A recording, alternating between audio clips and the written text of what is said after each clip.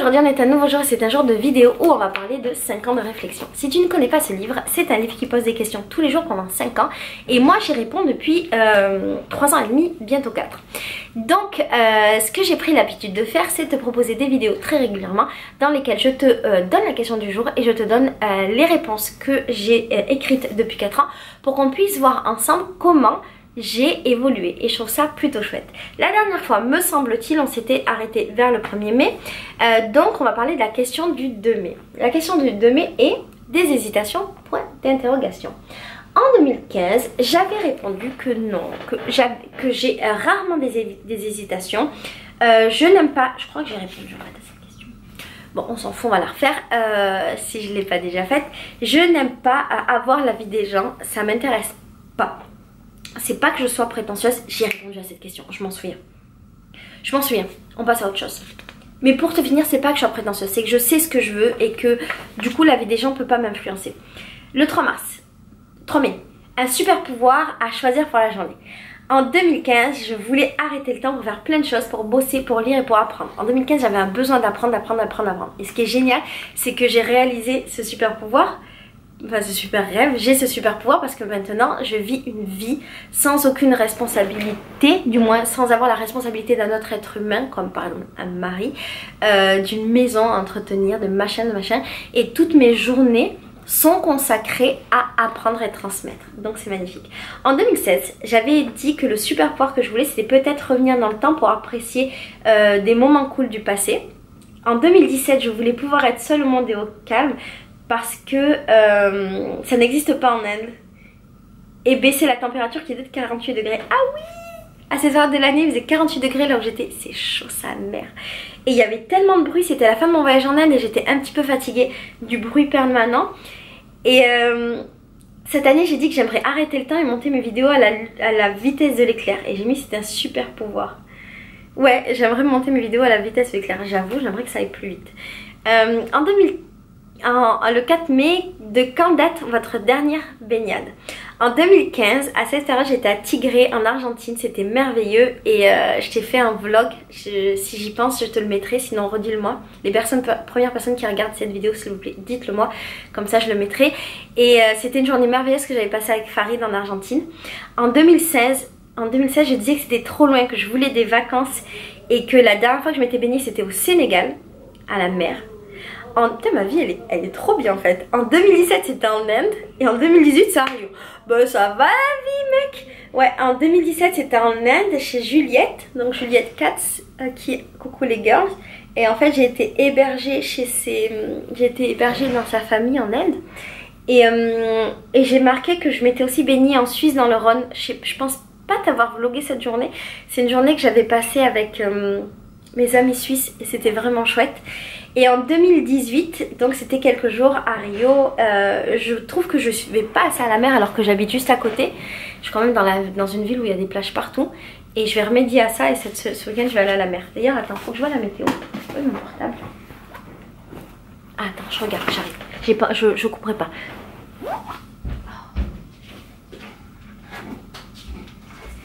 Mais je crois qu'en gros là, il va faire très beau tous les jours de la semaine. Farid m'a envoyé un message trop mignon. Pardon, je réponds. On est dans un moment d'intimité et de partage. Bref. Qu'est-ce que je voulais dire? Ah oui, la météo. Alors aujourd'hui, il va faire 25 degrés. On est l'hiver. Oh putain de sa mère. Pendant les 10 jours qui viennent, il fait tous les jours 30 degrés. Oh, j'adore l'hiver au Brésil. On est en hiver, hein. Demain c'est le premier jour d'hiver.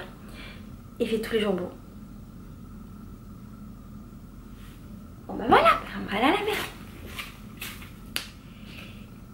Le 5 mai, le fou rire du jour. Le 5 mai en 2015, j'avais marqué que j'avais pas eu de fou rire en particulier. Et j'avais mis assis la Vanessa qui nous raconte son histoire d'amour trop marrante et Anaïs projette. Et Anaïs. Ah ok, oui c'était une amie à moi qui m'avait raconté une histoire et ça m'avait fait un fou rire. En 2016 c'était dans la bagarre dans la voiture avec Faridou devant le clan, on s'était bagarré pour une pizza. En 2017 j'avais marqué aucune idée, mais c'est sûrement avec des Indiens qui comprenaient rien, c'est très possible. Et en 2018 c'est la honte, mais je ne crois pas.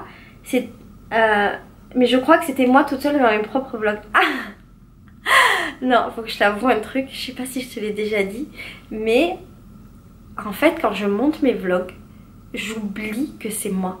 Et je me fais rigoler moi-même. Et je voudrais trop être copine avec moi-même. Je sais c'est débile. Je pense que vraiment j'ai un problème d'ego ou un problème de débilité profonde. Mais je te jure j'aimerais trop être copine avec moi-même parce que je me fais délirer. Et j'ai super honte de dire ça, que je me fais trop rire. Oh la honte. Le 6 mai, la dernière soirée en date. Alors le 6 mai, c'était ce samedi, c'était une soirée au Vieux-Port. Fille en forme de steak, mort de faim et pointage en soirée. 4 heures de... Oh putain, je sais pas si tu t'en souviens. J'avais fait un vlog d'1 heure au début de ma chaîne. Si j'ai oublié, les gens qui regardent la vidéo en premier, dites-moi, je vous mets le lien. C'était un vlog avec mes meilleurs amis. Et en fait, on s'était préparé pendant 4 heures. 4 heures pour aller dans une soirée à Marseille au Vieux-Port. Et on s'est fait pointer en boîte, c'est-à-dire on n'a pas pu rentrer. Et en fait, on s'est fait suivre par des mecs, des morts de faim. Parce que mes copines sont des Parisiennes qui étaient habillées ultra sexy. Ici à Rio, tu peux t'habiller même en soutif dans la rue, en culotte, personne te calcule. À Paris, non, mais ça va, tu peux t'habiller sexy. Mais à Marseille, malheureusement, non, tu peux pas du tout faire ça. Et donc on s'était fait emmerder par des mecs. Et dans ma vidéo, on voit les mecs qui m'emmerdent et on dirait une télé-réalité. Parce qu'à un moment donné, il y a un mec qui dit vas-y, arrête avec ta vidéo, arrête de filmer. Et qui m'insulte et machin. Va voir la vidéo. Elle est un peu longue. En 2016, j'avais marqué que c'était samedi avec Farid Salsa Kizomba. Ah oui, c'était une soirée Salsa Kizomba avec Farid. En 2017, j'avais marqué que c'était une soirée avec Rage dans une maison d'édition avec plein de livres offerts et de jolies lettres d'amour. Ah, c'était trop bien. J'étais avec mon radionet à Paris. Et en fait, on avait été invité par une maison d'édition pour une lecture d'un livre. Et un mec avait lu, enfin un écrivain, avait lu des lettres d'amour. C'était un très beau moment. Et moi j'étais très heureuse parce que je venais de retrouver Raj après des mois de voyage et que j'étais la meuf la plus heureuse du monde. Et en 2018 j'ai mis que c'était tous les soirs la fête à Rio. C'est vrai, la vérité, tous les soirs de ma vie je fais la fête à Rio. Non mais réellement. Il n'y a que le lundi, mardi où je reste tranquille, mais en vérité je pourrais sortir. Il y a tous les soirs des trucs à faire. Le 7 mai, qui pourrait tenir le rôle de votre vie? En 2015, c'était Marion Cotillard, parce que tout le monde dit que je lui ressemble. En 2016, j'ai dit que c'était la meuf indienne méga belle dont je connais pas le nom, qui était Miss Monde à un moment donné, parce que, je veux pas me la péter, mais on me dit souvent que je lui ressemble. C'est pas... c'est pas pour me la raconter, je jure sur ma vie. En 2017, j'ai dit que c'était Manche Prix M, parce qu'en fait, son film ressemblait beaucoup à la vie que je vivais à ce moment-là. C'est vrai. Et en 2018, j'ai oublié de répondre. J'ai pas la réponse. Le 8 mai, qui trouvez-vous mignon? En 2015, j'avais répondu qu'en ce moment c'était mes 3 bébés chats. Ah, tu t'en souviens? C'était putain, c'était il y a 4 ans, c'est pas suite. J'avais des bébés chats à la maison et je faisais des milliers de photos de mes bébés chats. Des milliers, enfin évidemment on était complètement gaga. On devait avoir, on avait 3 bébés chats. Ils nous ont rendus fous, mais fous. Et plus ils ont grandi, plus ils nous ont rendus fous. Et puis à un moment donné, ils caguaient partout dans notre petit appartement. Ça nous a rendu dingue. Et on les a mis chez la mère de Farid. Et elle les a donnés, elle en a gardé un qui est devenu son chat, qui a fabriqué plein de bébés après. Que Farid a d'ailleurs en ce moment. En 2016, purée, je crois que je manque de mignonité dans ma vie. C'est triste. En 2017, j'ai dit que c'était les Indiens parce qu'ils sont trop gentils, les femmes, les enfants, avec leurs yeux géants. Si, les enfants indiens, ils ont des yeux qui font la moitié de leur tête, ils sont magnifiques, ils ont juste des grosses billes marron. Ils sont incroyables, les enfants indiens, incroyables. En 2018, oh, j'ai dit la vérité, c'est Danilo. Et j'ai mis alors juste une histoire d'une semaine, une belle histoire d'amour. Oh, c'était en mai. En fait, Danilo, c'est un garçon que j'ai rencontré ici, que j'aimais beaucoup, que j'aime beaucoup. Et mais c'est un peu compliqué, je pense qu'il veut pas trop une histoire. Et en fait on a passé plusieurs jours ensemble, un peu en autarcie. Enfin, on s'est rencontrés et on s'est pas quittés pendant plusieurs jours. C'était un très beau moment. J'avoue, j'étais un peu amoureuse. Un peu. J'avais disparu. Et en fait, c'était à ce moment-là, je savais pas si ça allait donner quelque chose ou pas, mais... Oh, oh ces mecs qui brisent mon cœur, ces Brésiliens qui brisent... Il y a trop de Brésiliens qui... Non, il n'y a pas trop de Brésiliens qui brisent mon cœur, mais quand même. Et non, ça n'a pas vraiment donné quelque chose en fait. J'étais un petit peu amoureuse. Je suis encore. Il est magnifique. C'est un des plus beaux mecs que j'ai rencontré à Rio. Mais c'est pas juste une beauté physique, c'est que il a quelque chose. Et c'est un mec qui parle pas beaucoup, qui vit beaucoup dans sa tête.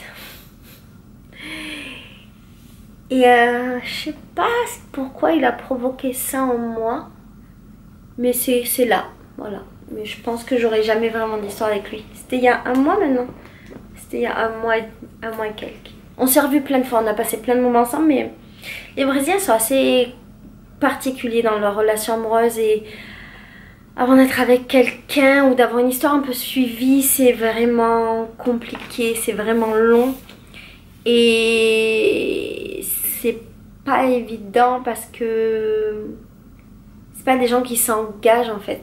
La vérité, j'aimerais pas avoir un vrai mec que pour moi, mais je pense que pour ce mec là j'aurais pu changer et j'aurais pu décider d'avoir un seul mec dans ma vie et d'être dans une vraie histoire pour lui, la vérité. Non, moi je veux pas te mentir, et quand je suis fragile ou quand je suis vulnérable, comme je l'étais avec cette histoire qui m'a apporté beaucoup de belles choses et m'a fait beaucoup de peine en même temps. Beaucoup de peine.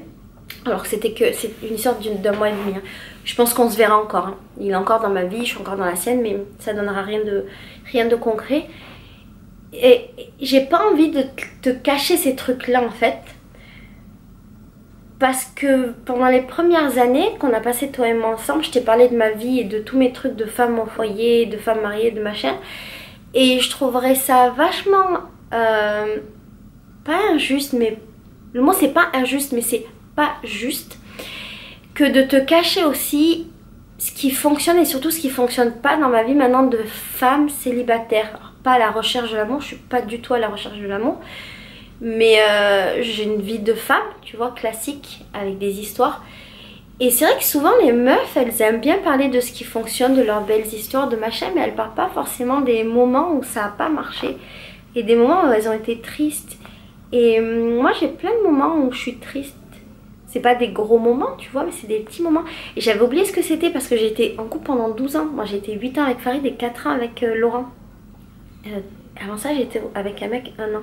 Donc j'ai été vraiment longtemps en couple où j'étais très sûre de mes histoires et où c'était très facile et où j'ai été très aimée. J'ai été très aimée pendant les 12-13 dernières années de ma vie. Et maintenant je suis de nouveau sur le marché de l'amour et je redécouvre les déceptions. Et c'est marrant parce que c'est les mêmes déceptions amoureuses que me racontaient mes copines en fait quand j'étais moi-même en couple.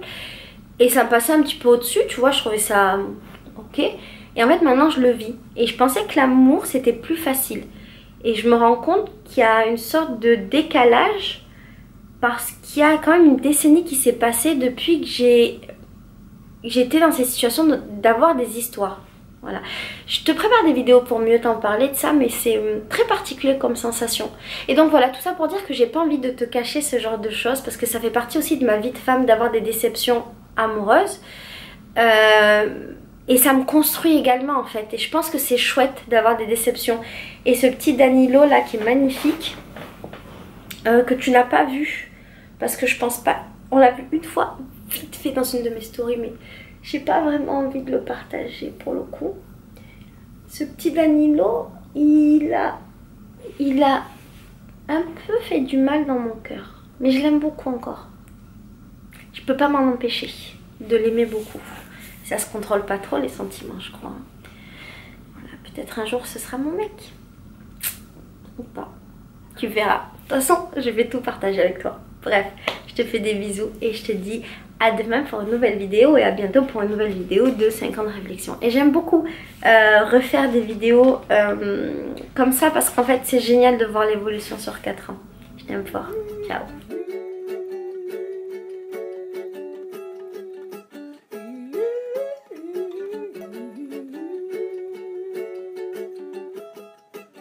O amor é como raio, galopando em desafio, abre fendas, cobre vales.